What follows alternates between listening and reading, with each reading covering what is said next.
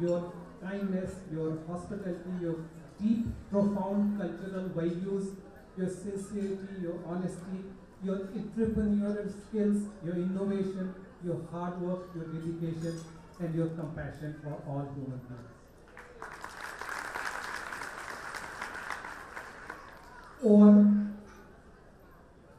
Over 2000 years of its glorious history, Kannada has given us so many wonderful, legendary poets, scholars, authors.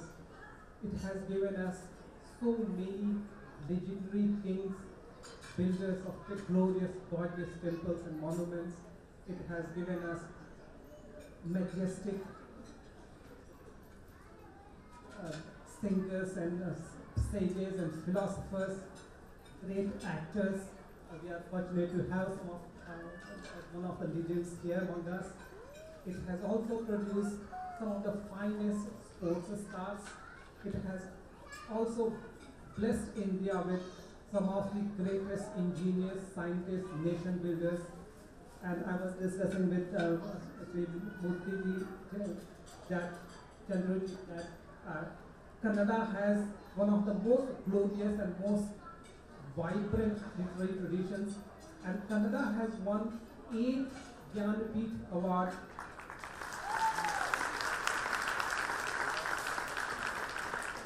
which is the largest any Indian language has won. Friends, I was posted in San Francisco and Silicon Valley. I can tell you from my own experience that what a wonderful, what a historic role you Kannada people have made in causing a paradigm shift in the way India is perceived. Bangalore, I know from my own experience, has given India a new image, a new visibility. Karnataka indeed represents the can-do spirit, the massive potential that India has. And it is your hard work, your dedication, your creativity, your diligence that brought in many ways India on the global map. And as an Indian diplomat, I too profoundly admire your role, and I feel profoundly grateful to you for giving India this wonderful visibility.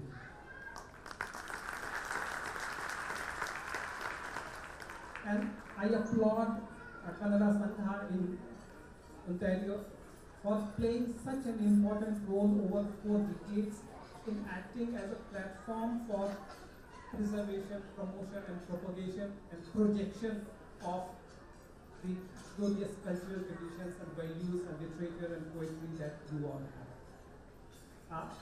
I had a great fortune of spending about 2 months as a engineering student in Bangalore, and I fell in love with your language. Your language, Kannada, is indeed Kasturi.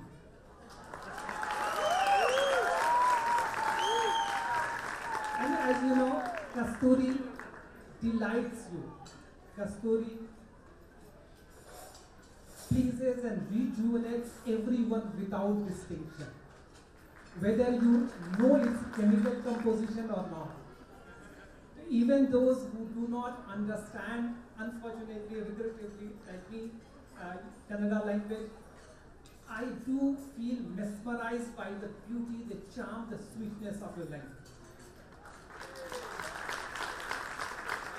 And that is why I do feel, and I'm going to urge Kannada Sangha, that please do something, that this beautiful Kasturi does not remain confined in private lockers. It does not remain confined to a small group, even the Kannada Sangha. I would urge people here to make sure that the beauty, the charm, the glory of this beautiful language spreads. And I would it requests Kannada Sangha as a first step to identify the prominent literary and cultural personalities and leaders that in this community we have, and eventually we would like to have a interlingual interaction between other Indian languages. And I would be myself deeply honored, deeply privileged to host the first event, a multilingual event, where we could have this glory, this beauty of your language known to communities outside Kannada. Friends, let me end my remarks with a beautiful vachana. Aidi nimmadama, berid nimna dan. It means in the English translation that earth is your gift, crops are your gift, this sweet, soothing breeze of air is your gift. This indeed is the spirit of Ugadi, that God has given us these precious, invaluable gifts of earth, of crops, of air. And it is incumbent on us that we enjoy them with a sense of detachment, a sense of humility, and sense of mutual respect for other beings. As in Sanskrit they say, we must live, must enjoy the precious gifts of life, precious gifts, divine gifts that have been bestowed on us with a sense of compassion and humility. Friends, I really wish and pray for your happiness, well-being, and continued success, continued glory of your language, continued glory of your wonderful culture. And we are so proud to be here. Thank you so much.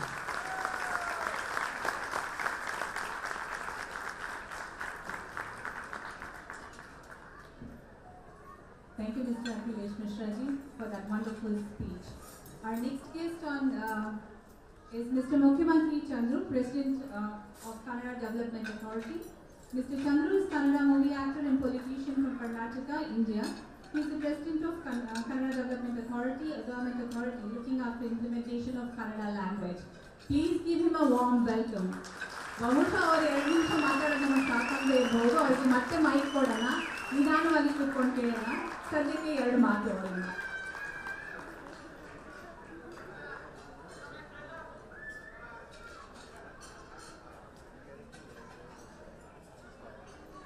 ಆತ್ಮೀಯ ಎಲ್ಲ ಕನ್ನಡದ ಮನಸ್ಸುಗಳೇ,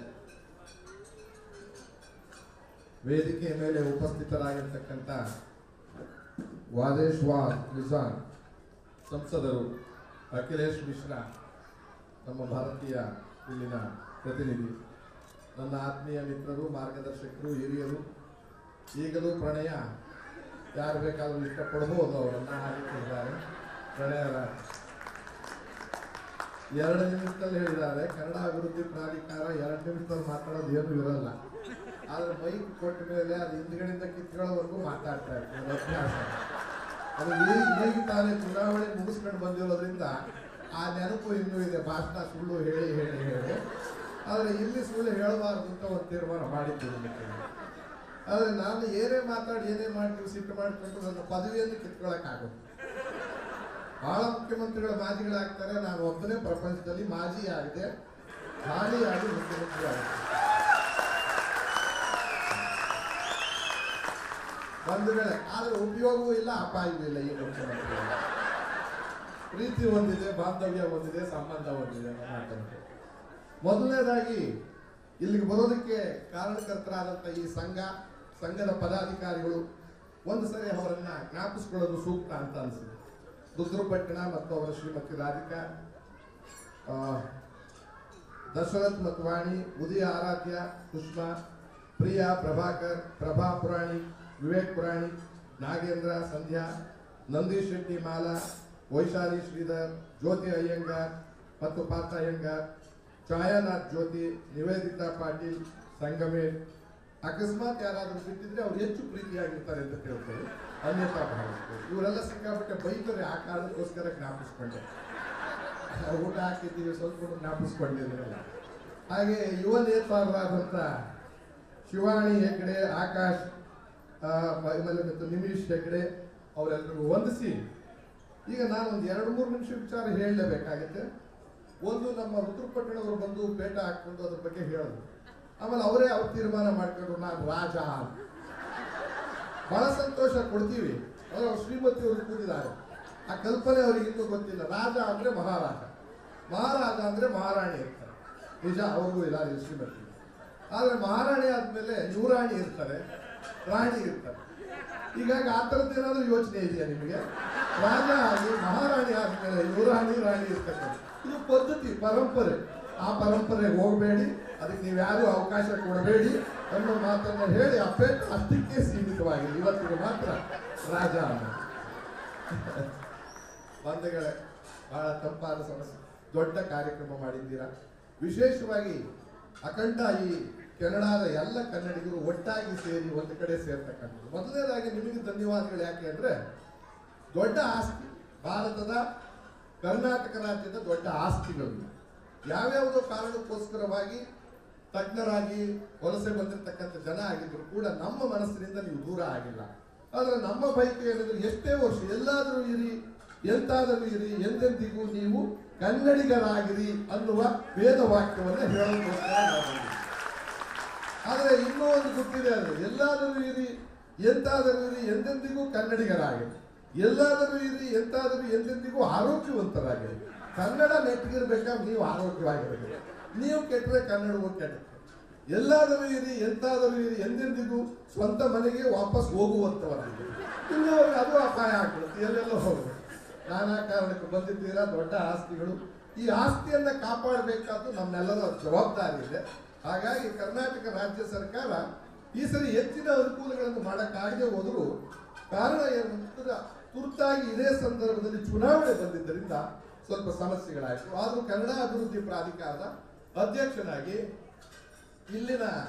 ಇಲ್ಲೇ ಹುಟ್ಟಿ ಬೆಳೆದಂತ ಮಕ್ಕಳು ಅಥವಾ ಕನ್ನಡೇತರರಿಗೆ ನಮ್ಮ ಭಾಷೆ, ನಮ್ಮ ಸಂಸ್ಕೃತಿಯನ್ನು ಕಲಿಸುವ ನಿಟ್ಟಿನಲ್ಲಿ ಕನ್ನಡ ಕಲಿಕಾ ಕೇಂದ್ರಕ್ಕೆ ಸಹಕಾರವನ್ನ ಕೈಚಾಚುವ ಮಟ್ಟಿಗೆ ನಾನು ಭರವಸೆಯನ್ನು ಕೊಡ್ತೀನಿ. ಈ ಸರಿಯೂ ಸಣ್ಣ ಒಂದು ಬೀಜ ಮನಿ ಇರತಕ್ಕಂಥ ಹಣವನ್ನು ನಿಮಗೆ ಕೊಡ್ತಕ್ಕಂಥ ಪ್ರಯತ್ನವನ್ನು ನಾನು ಮಾಡ್ತೀನಿ ಅನ್ನೋ ಮಾತನ್ನ ತಿಳಿಸೋದು ಅಗತ್ಯ. ಆದ್ರೆ ಇಲ್ಲಿನ ನಿಮ್ಮ ಡಾಲರ್ಸ್ ಲೆಕ್ಕದಲ್ಲಿ ನಮ್ಮ ರೂಪಾಯಿ ಲೆಕ್ಕ ಹಾಕ್ಬೇಕು. ನಮ್ದು ₹1 ಎಷ್ಟು ಗೌರವ ಇದೆ, ನಿಮ್ ಡಾಲರ್ಸ್ ಅಷ್ಟೇ. ಆ ರೀತಿಯ ಲೆಕ್ಕದಲ್ಲಿ ಯೋಚನೆ ಮಾಡೋಣ ಸಾಂಕೇತಿಕವಾಗಿ. ಬಂಧುಗಳೇ, ಕನ್ನಡವನ್ನ ಯಾಕೆ ಬೆಳೆಸಬೇಕು, ಕನ್ನಡಿಗರಾಗಿ ಯಾಕೆ ಉಳಿಬೇಕು? ನಾವು ಯಾವುದೇ ಭಾಷೆಯ ದ್ವೇಷಿಗಳಲ್ಲ. ಉದಾರೀಕರಣ, ಜಾಗತೀಕರಣ, ಖಾಸಗೀಕರಣದ ಹಿನ್ನೆಲೆಯಲ್ಲಿ ಅನಿವಾರ್ಯವಾಗಿ ವಿಶ್ವದ ಮಾನ್ಯತೆ ಪಡೆದಿರ್ತಕ್ಕಂಥ ಆಂಗ್ಲ ಭಾಷೆಯ ವ್ಯಾಮೋಹಿಗಳು ನಾವು, ಅನಿವಾರ್ಯ, ಅದಾಗಲೂ ಬೇಕಾಗಿದೆ. ಅದರ ಜೊತೆಯಲ್ಲಿ ನಮ್ಮ ಮಾತೃಭಾಷೆ, ತಾಯಿ ಭಾಷೆ, ರಾಜ್ಯ ಭಾಷೆ, ಆಡಳಿತ ಭಾಷೆ, ಬಹುತೇಕ ಜನ ಮಾತನಾಡ್ತಕ್ಕಂಥ ನಮ್ಮ ಬದುಕಿನ ಭಾಷೆ ಇದೆಯಲ್ಲ, ಅದನ್ನ ಎಲ್ಲೂ ಹೋದ್ರೂ ಕೂಡ ಗುರುತಿಸ್ಕೋಬೇಕು, ಒಗ್ಗಟ್ಟಾಗಬೇಕು. ಒಬ್ಬಟ್ಟನ್ನ ತಿಂದ್ರ ಈಗ ಬರೀ ಒಬ್ಬಟ್ಟು ತಿನ್ನೋದಿಲ್ಲ, ಭಾಷೆಯಲ್ಲಿ ಒಗ್ಗಟ್ಟಾಗಿರಬೇಕು ಅನ್ನುವ ಮೂಲ ತತ್ವದೊಂದಿಗೆ ನಾವು ಇವತ್ತು ದಿವಸ ಇಲ್ಲಿ ಬಂದಿದ್ದೇವೆ. ಭಾಷೆ ಅನ್ನತಕ್ಕಂಥದ್ದು ಕೇವಲ ಭಾಷೆಯಲ್ಲ, ಅದು ತನ್ನ ಬದುಕಿನ ಜೊತೆಯಲ್ಲಿ ಬಂದಿರ್ತದೆ, ಬಾಂಧವ್ಯದ ಜೊತೆಯಲ್ಲಿ ಬಂದಿರ್ತದೆ, ಸಂಸ್ಕಾರದ ಜೊತೆಯಲ್ಲಿ ಬಂದಿರ್ತದೆ, ನಮ್ಮ ಸಂಪ್ರದಾಯದ ಜೊತೆಯಲ್ಲಿ ಬಂದಿರ್ತದೆ. ಎಲ್ಲ ಭಾಷೆಗಳು ಕೂಡ ಒಂದೇ ರೀತಿ ಇರಕ್ಕೆ ಸಾಧ್ಯ ಇಲ್ಲ. ಆಯಾ ಜಾಗದ ನೆಲಗಟ್ಟಿನ ವಾಸ್ತವಾಂಶದ ಸನ್ನಿಧಿಯಲ್ಲಿ ಬೆಳೀತಾ ಇದೆ. ಕರ್ನಾಟಕ ರಾಜ್ಯದಲ್ಲಿ ಭಾಷೆ 2500 ವರ್ಷ ಇತಿಹಾಸ ಇದೆ ಅಂತ ಹೇಳಿದ್ರು, ಖಂಡಿತ. ಇಂಗ್ಲಿಷ್ ಭಾಷೆಗೂ ಅಷ್ಟು ಇತಿಹಾಸ ಇಲ್ಲ. ಪ್ರಾಚೀನ ಕಾಲದ ಪ್ರಾಚೀನ ಕನ್ನಡ, ಮಧ್ಯ ಕನ್ನಡ, ಹಳಗನ್ನಡ, ನಡುಗನ್ನಡ, ಮಧ್ಯದ ಕನ್ನಡ, ಇವತ್ತಿನ ಕನ್ನಡ, ಬೆಂಗಳೂರಿನಲ್ಲಿ ಕಲುಷಿತವಾಗಿರೋ ಇವತ್ತಿನ ಕನ್ನಡ, ಅದು ಕನ್ನಡವೇ ಇವತ್ತಿನ. ಆದ್ರೆ ನಾವು ಇದನ್ನೆಲ್ಲ ಯಾಕೆ ಕೇಳ್ತಾ ಇದ್ದೀನಿ ಅಂತಂದ್ರೆ, ನೀವು ಎಲ್ಲೋ ಒಂದ್ ಕಡೆ ಅಲ್ಲಿಂದ ಬಂದ ಮೇಲೆ ನಿಮ್ಮ ವೃತ್ತಿಯ ಅವಸರದಲ್ಲಿ, ಆ ಒಂದು ವೇಗದಲ್ಲಿ ತಮ್ಮ ಮಕ್ಕಳಿಗೆ ನಮ್ಮ ಸಂಸ್ಕೃತಿಯನ್ನು ಕಲಿಸುವ ನಿಟ್ಟಿನಲ್ಲಿ ಸ್ವಲ್ಪ ಮರೆತರೆ 18 ವರ್ಷಗಳ ನಂತರ ಅವರು ನಿಮ್ಮ ಕೈಗೆ ಸಿಗದೇ ಇರತಕ್ಕಂಥ ವಾತಾವರಣ ಇರುತ್ತೆ. ಆ ದೃಷ್ಟಿಯಿಂದ ನಮ್ಮ ಭಾಷೆಯನ್ನ, ನಮ್ಮ ಸಂಸ್ಕೃತಿಯನ್ನ ನೀವೇ ಕಡ್ಡಾಯವಾಗಿ ಬೆಳೆಸಬೇಕೇ ವಿನಃ ನಾವು ಬಲವಂತವಾಗಿ ಮಾಡೋಕ್ಕಾಗಲ್ಲ. ಪೂರಕವಾದ ಬೆಂಬಲವನ್ನು ನಾವು ಕೊಡೋದಕ್ಕೆ ಸಾಧ್ಯ. ಯಾಕೆ ಅಂತ ಹೇಳ್ತಿದ್ರೆ, ಇಂಗ್ಲಿಷ್ ಅನ್ನು ದ್ವೇಷ ಮಾಡೋದಿಲ್ಲ, ಫ್ರೆಂಚ್ ಅನ್ನು ದ್ವೇಷ ಮಾಡೋದಿಲ್ಲ. ಎಲ್ಲ ಪ್ರಾದೇಶಿಕ ಭಾಷೆಗಳನ್ನು ಉಳಿಸಬೇಕು. ಆಶ್ಚರ್ಯ ಮತ್ತು ಅದ್ಭುತ ಅನ್ಸಿದ್ರೆ ನಿಮಗೆ, ಭಾರತ ದೇಶದಲ್ಲಿ 6,000 ಪ್ರಪಂಚದಲ್ಲಿ 6,000ಕ್ಕೂ ಹೆಚ್ಚು ಭಾಷೆಗಳಿದ್ದಾವೆ. 6,000ಕ್ಕೂ ಹೆಚ್ಚು. ಆಶ್ಚರ್ಯ ಮತ್ತು ಅದ್ಭುತ ಅಂದ್ರೆ ಕೇವಲ 2,500 ಭಾಷೆಗಳು ಭಾರತ ದೇಶದಲ್ಲೇ ಇದಾವೆ ಇರತಕ್ಕಂಥದ್ದು ಒಂದು ಅದ್ಭುತ. 2,500 ಭಾಷೆಗಳು ಭಾರತದಲ್ಲಿದ್ದಾವೆ. ಪ್ರಪಂಚದಲ್ಲಿ 100ಕ್ಕೂ ಹೆಚ್ಚು ಭಾಷೆಗಳಿಗೆ ಲಿಪಿ ಇಲ್ಲ. ನಮ್ಮಲ್ಲೂ ಹಾಗೆ. ಕರ್ನಾಟಕ ರಾಜ್ಯದಲ್ಲಿ ಶ್ರೀನಾಥ್ ಜಿ ಅವರು ಹೇಳ್ತೀನಿ 180ಕ್ಕೂ ಹೆಚ್ಚು ಭಾಷೆಗಳಿದ್ದಾವೆ. ಎಷ್ಟು ಜನಕ್ಕೆ ಗೊತ್ತಿದೆ ಅದು? ಆದ್ರೆ ಲಿಪಿ ಕಡಿಮೆ ಇಲ್ಲ. ಭಾಷೆಯ ವೈವಿಧ್ಯತೆ ಹಾಗೆ ಬದುಕಿನ ಜೊತೆಯಲ್ಲಿ ಬೆಳೆಯಿತು. ಕರ್ನಾಟಕ ರಾಜ್ಯದಲ್ಲಿ ಕೇವಲ ಕನ್ನಡ ಅಲ್ಲ, ನಮ್ಮ ಸಹೋದರ ಭಾಷೆ ತುಳು ಇದೆ, ಕೊಂಕಣಿ ಇದೆ, ಕೊಡವ ಇದೆ, ಬ್ಯಾರಿ ಇದೆ. ಈ ಎಲ್ಲದರ ಜೊತೆಯಲ್ಲಿ ಲಂಬಾಣಿಯಿಂದ ಹಿಡಿದು ನಾನಾ ತರದ ಭಾಷೆಗಳಿವೆ. 15 ದಿವಸಕ್ಕೆ ಒಂದು ಭಾಷೆ ಪ್ರಪಂಚದಲ್ಲಿ ಈ ವೇಗದಲ್ಲಿ ಸಾಯ್ತಾ ಇದ್ದಾವೆ. 15 ದಿವಸಕ್ಕೆ ಯುನೆಸ್ಕೋ ಅಂಕಿ ಸಂಖ್ಯೆಯ ಆಧಾರದ ಮೇಲೆ 15 ದಿವಸಕ್ಕೆ ಒಂದು ಭಾಷೆ ಸತ್ತರೆ ಕರ್ನಾಟಕದಲ್ಲಿ ಮತ್ತು ಭಾರತದಲ್ಲಿ ಬಹುತೇಕ ಭಾಷೆಗಳು ಸಾಯುವ ಮಟ್ಟಕ್ಕೆ ಹೋಗ್ತವೆ. ಈ ದೃಷ್ಟಿಯಿಂದ ನಾವು ನೀವು ಕೈ ಜೋಡಿಸಬೇಕಾಗಿದೆ. ಎಲ್ಲಾದರೂ ಇರಿ, ಎಂತಾದರೂ ಇರಿ, ನಮ್ಮ ಭಾಷೆಯನ್ನ, ನಮ್ಮ ಸಂಸ್ಕೃತಿಯನ್ನು, ಭಾಷೆಯ ಸೊಗಡು. ಈಗ ಹೇಳೋದು ಕೇವಲ ನಾವು ಮಾತನಾಡೋದೇ ಕನ್ನಡ ಅಲ್ಲ. ಉತ್ತರ ಕರ್ನಾಟಕದಲ್ಲಿ ಬಹಳ ಜನ ಇದ್ದೀರಾ, ಆ ಕನ್ನಡ ಬೇರೆ, ಮಂಗಳೂರಿನ ಕನ್ನಡ ಬೇರೆ, ಬೆಂಗಳೂರಿನ ಕನ್ನಡ ಬೇರೆ, ಕೊಳ್ಳೇಗಾಲದ ಕನ್ನಡ ಬೇರೆ. ಅಂದ್ರೆ ಕನ್ನಡದಲ್ಲಿ ಎಂತ ಸೊಗಸಿದೆ, ಕನ್ನಡದಲ್ಲಿ ಎಂತ ಸೊಗಸಿದೆ ಅಂದ್ರೆ ಗಾದೆಗಳಿದ್ದಾವೆ, ನುಡಿಮುತ್ತುಗಳಿದ್ದಾವೆ, ನಾಣ್ಣುಡಿಗಳಿದ್ದಾವೆ. ಅವೆಲ್ಲವನ್ನೂ ಯೋಚನೆ ಮಾಡಿದ್ರೆ ಇಂಗ್ಲಿಷ್ನಲ್ಲಿ ಅದಿದೆ ಅಂತ ಹೇಳಕ್ಕಾಗಲ್ಲ. ಅದರದ್ದೇ ಬೇರೆ ಇದೆ. ಇದ್ದಂಗೆ ಹೇಳಿದ್ರೆ ಎದ್ದು ಬಂದು ಅದು ಗೊತ್ತಾ ಹೆಂಗ್ ಇಂಗ್ಲಿಷ್ ಮಾಡ್ತೀರಾ ಇದನ್ನ? ಇದು ಕನ್ನಡ. ಕಂಡಂಗೆ ಹೇಳಿದ್ರೆ ಕೆಂಡದಂತ ಕೋಪ. ಗಟ್ಟಿಗಿದ್ರೆ ರೊಟ್ಟಿ ಹಾಕ್ತಾಳೆ, ಕೆಳಗಿದ್ರೆ ದೋಸೆ ಹೋಗ್ತಾಳೆ. ಇದು ನಮ್ಮೂರಿನ ಹೆಂಗ್ಸಿಗೆ ಗೊತ್ತೇ ಹೊರತು ಈ ಊರಿನ ಯಾರಿಗೂ ಗೊತ್ತಿರೋದಿಲ್ಲ. ಈ ಊರಿನ ಎಂಪಿ ಸಾಹೇಬ್ರಿಗೆ ಗೊತ್ತಾಗಕ್ಕೆ ಸಾಧ್ಯ ಇಲ್ಲ. ಯಾಕಂದ್ರೆ ರೊಟ್ಟಿ ಹಾಕೋದು ಗಟ್ಟಿಗಿದ್ರೆ ಕಲ್ಸಿದಾಗ ತೆಳಗೆ ಅದು ದೋಸೆ ಹೋಗ್ತಾಳೆ. ಬಿದ್ದ ಕಲ್ಲು ಅಗಸೊಂದು ಎದ್ದು ಕಲ್ಲು ಪೂಜಾರಿ. ಅಕ್ಕ ಸತ್ರೆ ಅಮಾವಾಸ್ಯೆ ನಿಲ್ಲಲ್ಲ, ಅಣ್ಣ ಸತ್ರೆ ಪೂರ್ಣಿಮೆ ನಿಲ್ಲಲ್ಲ. ಹೇಗೆ ಹೇಳ್ತಾರೆ ಅದನ್ನ? ಕಂಡವರ ಗಂಟು ಅಂದ್ರೆ ಉಂಡುಂಡುನೇ ನುಂಗ್ತಾನೆ. ಇದ್ರಲ್ಲಿ ಎಷ್ಟು ಬೇಕಾದ್ರೂ ವಿಶ್ಲೇಷಣೆ ಕೊಡಬಹುದು. ಅದಕ್ಕೆ ಇನ್ನೊಂದು ಹೇಳ್ತೀನಿ, ನಾವು ಹಳ್ಳಿ ಕಡೆ ಮುಗಿಸ್ತಾ ಇದ್ದೀನಿ ನಾನು. ಅನಕ್ಷರಸ್ಥ ಕನ್ನಡದ ಸೊಗಡನ್ನ ನಿಮ್ಗೊಂದು 2 ಅಕ್ಷರದಲ್ಲಿ ಹೇಳಬೇಕು ಅಂತ ಅನ್ನಕ ಅನಕ್ಷರಸ್ಥರು ಕೂಡ ಕನ್ನಡ ಹ್ಯಾಕ್ ಮಹಾಭಾರತ ಓದಿರ್ತಾನೆ, ವಿದ್ಯಾಭ್ಯಾಸ ಮಾಡಿದ ಅವನು ಹೇಳ್ತಾನೆ. ನಾವು ಕೃಷ್ಣೇಗೌಡರು ಅಲ್ಲಿ ಹೇಳ್ತಿರ್ತಾರೆ, ಕುಂತಿ ಭೋಜನ ಮಗಳ ಮಕ್ಕಳಿಗೆ ಅಜ್ಞಾತವಾಸದಲ್ಲಿ ಆಶ್ರಯ ಕೊಟ್ಟವನ ಹೆಂಡತಿ ತಮ್ಮನ ಕೊಂದವನ ಅಣ್ಣನ ಎತ್ತಪ್ಪು ಒತ್ಕೊಂಡು ತಿರುಗಾಡುವ ಮಹಾರಾಣಿ ಹೆರಿಗೆ ಆಗಿತ್ತು. ಅದಕ್ಕೆ ನಾನು ಬರಕ್ಕಾಗ್ಲಿಲ್ಲ ಅಂತ. ಯಾಕೆ ಬರಕ್ಕಾಗಿಲ್ಲ ನಿನಗೆ ಅಂದ್ರೆ ಕಾರಣ ಇದೆ ಅಂತ. ಏನು ಅಂದ್ರೆ ಕುಂತಿ ಭೋಜನ ಮಗಳ ಮಕ್ಕಳಿಗೆ ಅಜ್ಞಾತವಾಸದಲ್ಲಿ ಆಶ್ರಯ ಕೊಟ್ಟವನ ಹೆಂಡತಿ ತಮ್ಮನ ಕೊಂದವನ ಅಣ್ಣನ ಎತ್ತಪ್ಪನ್ನು ಒತ್ಕೊಂಡು ತಿರುಗಾಡುವ ಮಹಾರಾಣಿ ಹೆರಿಗೆ ಆಗಿತ್ತು. ಅದಕ್ಕೆ ಬರಲಿಲ್ಲ. ಅಕ್ಷರಾಭ್ಯಾಸ ಇಲ್ಲ, ವಿದ್ಯಾವಂತ ಅಲ್ಲ. ಮಹಾಭಾರತ ಏನು ಅಂದ್ರೆ ಕುಂತಿ ಭೋಜನ ಮಗಳು ಅಂದ್ರೆ ಯಾರು? ಕುಂತಿ. ಅವಳ ಮಕ್ಕಳು ಅಂದ್ರೆ ಪಾಂಡವರು. ಆಶ್ರಯ ಕೊಟ್ಟವರು ವಿರಾಟ್ ರಾಜ. ವಿರಾಟ್ ರಾಜನ ಹೆಂಡತಿ ಸುಧಿಷ್ಠೆ. ಸುಧಿಷ್ಠೆ ತಮ್ಮ ಕೀಚಕ. ಕೀಚಕನ ಕೊಂದವನು ಭೀಮ. ಭೀಮನಣ್ಣ ಧರ್ಮರಾಯ. ಅವನು ಒತ್ಕೊಂಡ್ ತಿರುಗಾಡನ್ ಕೋಣ. ಕೋಣನ ಹೆಂಡತಿ ಎಮ್ಮೆ. ಅದು ಕದ ಹಾಕಿತ್ತಂತೆ, ಅದಕ್ಕೆ ಬರಕ್ಕಾಗಲ್ಲ.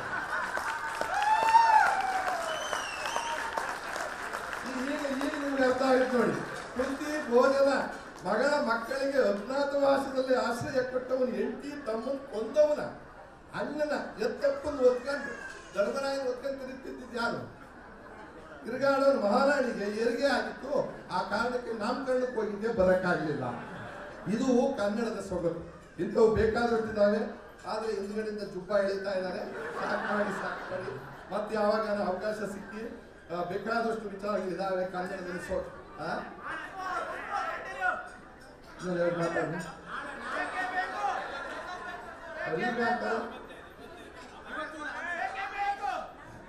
ಈಗ ಸದ್ಯಕ್ಕೆ ಇಷ್ಟು. ಯಾಕೆಂತಂದ್ರೆ ಕನ್ನಡದಲ್ಲಿ ಬೈಗಳನ್ನೇ ಪ್ರಾದೇಶಿಕ ವೈವಿಧ್ಯತೆಯಲ್ಲಿ ಇರ್ತವೆ. ಆಮೇಲೆ ಕನ್ನಡದಲ್ಲಿ ಒಗಟುಗಳೇ ಬೇರೆ ಬೇರೆ ತರದಲ್ಲಿ ಇರ್ತದೆ. ನಮ್ಮಲ್ಲಿ ಹೇಳ್ತಾ ಇದ್ರು ಧಾರವಾಡ ಕಡೆ ಯಾರ್ದೋ ಒಬ್ರು ಮನೆಗೆ ಹೋಗಿ ಪ್ರೊಫೆಸರ್ ಹತ್ರ ಕೇಳಿದ್ರು, ಪ್ರೊಫೆಸರ್ ಇದಾರ ಅಂತ. ಧಾರವಾಡದಲ್ಲಿ ಇಲ್ಲ, ಇಂದ ಹೆಂಗ್ಸು ಒಂದು ಹುಡುಗಿ ಹೋಗಿದ್ರು ಒಂದು ಯುವಕ, ಆ ಪ್ರೊಫೆಸರ್ ಇದಾರ ಅಂತ ಪಾಠ ಹೇಳಿಸ್ಕೊಳ್ಳಿ. ಇಲ್ಲ, ಇಂದಗಾಸಿಂದ ಬನ್ನಿ ಅಂದ್ರಂತ. ಅಲ್ಲಿ ಇಂದಗಾಸಿಂದ ಬನ್ನಿ ಅಂತಂದ್ರೆ ಆಮೇಲೆ ಬನ್ನಿ ಅಂತ. ಇವನ ಅರ್ಥ ಮಾಡ್ಕೊಂಡು ಇತ್ಲು ಬಾಗಿಲಿಂದ ಬನ್ನಿ ಅಂತ ತಿಳ್ಕೊಂಡು ಇಂದಗಾಸಿಂದ. ನಮ್ಮೂರ್ ಕಡೆ ಇನ್ನೊಂದು ಹೇಳ್ತಾರೆ, ನಿಮ್ ತಾಯಿ ಏನ್ ಮಾಡಕತ್ತಿದ್ದಾರೆ? ಮೆಟ್ಲು ಇಳಿಯಕತ್ತಿದ್ದಾರೆ ಅಂತ. ಇಳಿಯಕ್ಕೆ ಯಾಕೆ ತಕ್ಕೋಗ್ಬೇಕು? ಸುಮ್ಮನಿದ್ರು ಆಗಿತ್ತಲ್ವಾ? ನಮ್ಮ ಲೆಕ್ಕಾಚಾರ ಇಳಿಯಕ್ಕೆ ಕಟ್ಟಿದ್ದಾರೆ, ಇಳಿಯಕ್ಕೆ ಪ್ರಾರಂಭ ಮಾಡಿದ್ದಾರೆ ಅಂತ. ಅದಕ್ಕೆ ಅವ್ರು ಹೇಳೋದು ನಿಮ್ ಕಡೆ ಹೆಂಗಿದೆ ನೋಡಿದೀರಾ? ಪತ್ರಿಕೆಯಲ್ಲಿ ಬಂದಿತ್ತು, ಉಪ್ಪಾರಪೇಟೆ ಪೊಲೀಸ್ನಲ್ಲಿ 25 ಜನ ಕಳ್ಳರನ್ನ ಹಿಡಿದು ಬಿಟ್ಟಿದ್ದಾರೆ. ಬಿಡಕ್ಕೆ ಹಿಡಿಬೇಕಾಗಿತ್ತು. ಅದೇ ಬರವಣಿಗೆಯಲ್ಲಿ ಹೆಂಗಿರ್ತದೆ, ಹಿಡಿದು ಬಿಟ್ಟಿದ್ದಾರೆ ಅಂದ್ರೆ ಹಿಡ್ಕೊಂಡಿದ್ದಾರೆ ಅಂತ. ಆದ್ರೆ ಹಿಡಿದು ಬಿಟ್ಟಿದ್ದಾರೆ ಅಂತಂದ್ರೆ ಅದು ಬೇರೆ ಅರ್ಥ. ಈ ತರದ ಬೇಕಾದಷ್ಟು ವಿಚಾರಗಳಿವೆ. ಹಿಂದ್ಗಡೆಯಿಂದ ಬಹಳ ಗಲಾಟೆ. ರುದ್ರಪಟ್ನ ರಾಜನಾಗೋ ಬದಲು ಮಹಾಮಂತ್ರಿಯಾಗಿ ಚಾಕು ಹಿಡ್ಕೊಂಡು ಬಂದಾರನ್ನ ಬೈಕ್ಗೋಸ್ಕರವಾಗಿ ನಿಮ್ಮೆಲ್ಲರಿಗೂ ಇನ್ನೂ ಸಾಕಷ್ಟು ವಿಚಾರಗಳ ಸಂದರ್ಭ ಸಿಕ್ಕಿದಾಗ ನಾಡು ನುಡಿಯ ಬಗ್ಗೆ ಕನ್ನಡ ಕಲಿಕಾ ಕೇಂದ್ರಗಳಲ್ಲೂ ಅಷ್ಟೇ ಬಹಳಷ್ಟು ಆಸಕ್ತಿ ವಹಿಸಿ. ಇವೆಲ್ಲ ದೊಡ್ಡ ಆಸ್ತಿಗಳು. ನಿಮ್ಮನ್ನು ಕಳ್ಕೊಳಕ್ಕೆ ನಾವು ಇಷ್ಟ ಇಲ್ಲ. ನಮ್ಮ ಕಡೆಯಿಂದ ಯಾವ ರೀತಿ ಕಾಯ ವಾಚ ಮನಸ ಸಹಕಾರ ಮಾಡಕ್ಕೆ ಸಿದ್ಧ ಇದ್ದೀವಿ, ಸದಾ ಸಿದ್ಧರಾಗಿ ಬದ್ಧರಾಗಿದ್ದೀವಿ ಅನ್ನೋ ಮಾತನ್ನು ಹೇಳಿ, ಕನ್ನಡಕ್ಕೋಸ್ಕರ ನಿಮ್ಮೆಲ್ಲರ ಪಾದಾರವಿಂದಗಳಿಗೆ ನಮಸ್ಕಾರ ಮಾಡಿ ಆಶೀರ್ವಾದ ಪಡಿಬೇಕು ಅಂತ ನನಗೆ ಆಸೆ. ರಾಜ್ಯದಲ್ಲಿ ಬಂದು ಕಾಲಿಗೆ ಬೀಳಕ್ಕಾಗಲ್ಲ, ಟೇಬಲ್ ಎಲ್ಲ ಇಕ್ಕಟ್ಟಿದೆ. ಈ ಮೈಕೆ ನಿಮ್ಮ ಪಾದ ಅಂತ ತಿಳ್ಕೊಂಡು ನಿಮಗೆ ಶಿರಸಾಷ್ಟಾಂಗ ನಮಸ್ಕಾರಗಳನ್ನು ಸಲ್ಲಿಸಿ ನಾನು ಮಾತು.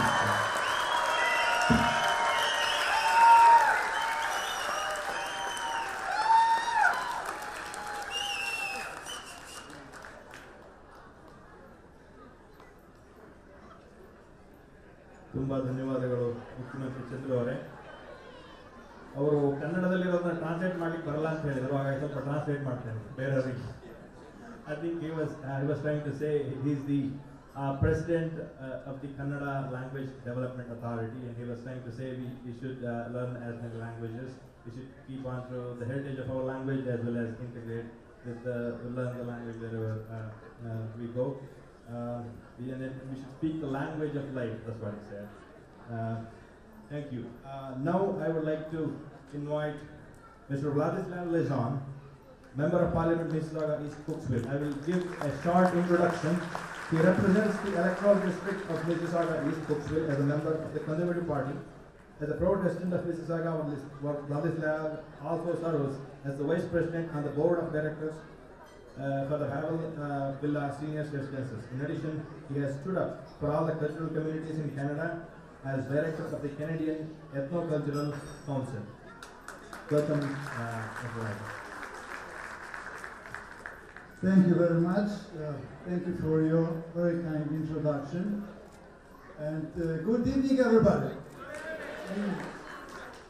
Distinguished guests at the head table, Mr. President,